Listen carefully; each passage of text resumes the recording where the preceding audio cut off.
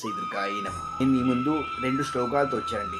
అదేమిటంటే శుక్లాంబరం విష్ణం అని చదువుతాం కదా, అదొకటి. దీంట్లో ఏంటంటే శుక్లాంబరం అని చదువుతాం కదా, అది అలా చదువుకూడదు, అది చాలా తప్పు. దాంట్లో చిన్న పాజ్ ఉంటుంది, ఆ పాజ్ అనేది ఇవ్వాలి. శుక్ల అంబర ధరం, ఈ 3 వేరువేరండి.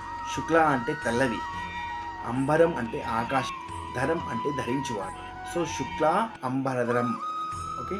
ఇంకోటి అనేకదంతం భక్తానాం అని చదువుతాం కదా, అలా చదువుకోదు. అనేక వేరు, దమ్ తమ్ అని చదవాలి. అనేక అంటే అనేక సార్లు, పరిమార్లు. ఓకే.